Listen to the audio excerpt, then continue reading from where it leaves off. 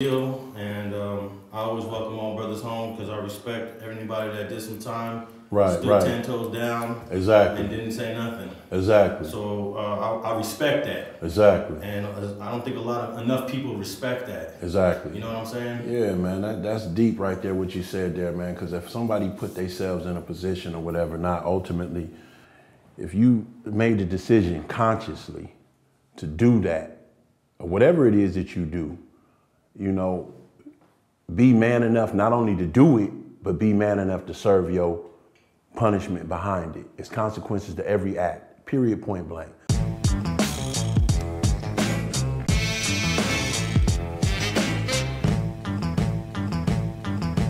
Let's start from the beginning because I'm wondering how a kid born in Chicago ends up in Compton. Yeah. What do you remember about Chicago? Because you did come early, but you had some years in Chicago. Yeah, man. Pretty much. I was real young at that time. Maybe 5. So those early memories is my grandmother having a house there, pretty much.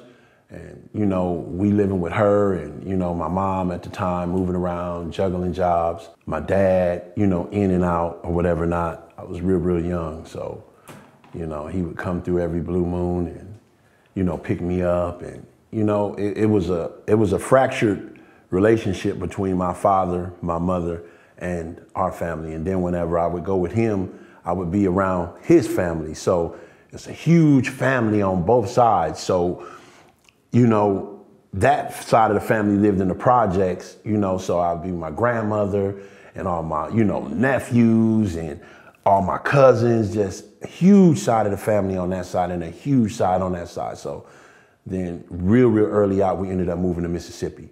So then from Mississippi, you know, my mother just had made the decision like, you know what, I'm finna go to California. And so, yeah, I got here maybe about 6, 7, 89, I remember exactly. That's when we got here, 1989. I went to Whaley Middle School. So that was the first one that I went to, middle school, because, you know, the elementary, I can't remember elementary that good, but I definitely remember Whaley, 8th grade, 6th, 7th, 8th grade, going to Whaley. We lived on Poncetti and Elm. We lived in a back house. And so, you know, back then, man, it was just, Compton was lit, man. It wasn't nothing like Compton is now. It ain't nothing like the streets is now, you know. There's a whole different place, whole different players, whole different ballpark of different people. And it was real back then. Whaley is in the Lime Hoods. Were you living in Lime Hood at that time? No, I wasn't living in Lime. I was living in the Elm Hoods.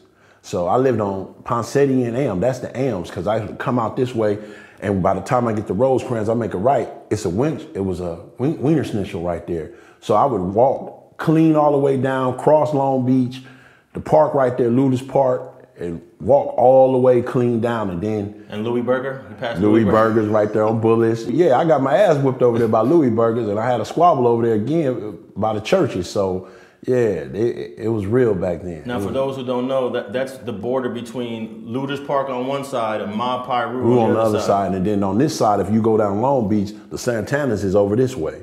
So, I mean, you surround, you know, the Tannas is right there. That's the back of their hood right there. You know what I'm saying? So imagine if you walking down, when you get to the, well, it ain't the Compton swap meet no more. I don't know what the fuck happened, but while I was gone, it's a Walmart there. How could you desecrate, you know, that's Compton history. That's history. I pulled up, man, I damn near cried. I seen a Walmart there. I was like, man, what kind of shit is this, man? Man, back then, you know, that was like the epicenter of Compton. The swap meet. That was just simple as what it was, man, period. The Santanas, as you mentioned, they're the only Crips that are near Rosecrans. Right. You got Pirus all around there too, right, the Tannas. Right. What's it like as a kid, you know, at Whaley, you know, 12, 13 years old? I went there, you know, with God Bless the Dead, my nigga D and my nigga Casper. Both of them was from Santana. So you got to realize we all, you know, we there. It's Lime Hood, it's Holly Hood, it's Mobs there, it's Ludus Parks, it's all of that. But soon as it was there, they realized right off of the top, win, lose, or draw, we was gonna squabble. We wasn't gonna it wasn't no, you know, back then, you didn't have to worry about somebody shooting. Motherfucker, everybody had hands back then. So soon as somebody get at you from there, you already know, you know, now, you know, them little niggas, they'll pull up and kill your ass. But the difference of it is back then, was essentially you just got down. And every time you got down, win, lose, draw, you get down, period.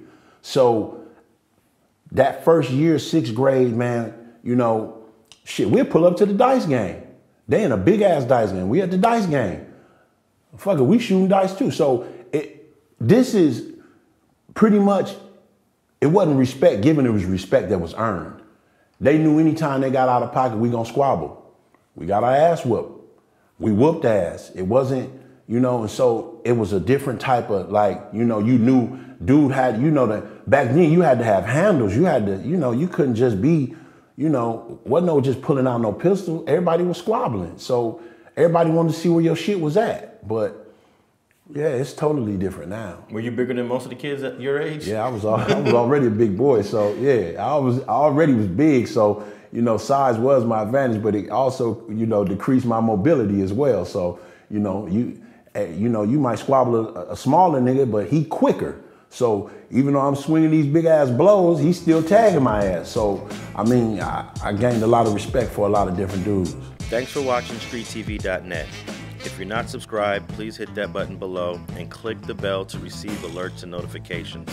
Feel free to comment below so you can give us your feedback, and be sure to watch the 2 related episodes to the right. If you want to support this platform or follow us on social media, visit the links in the description, and thanks for watching StreetTV.net.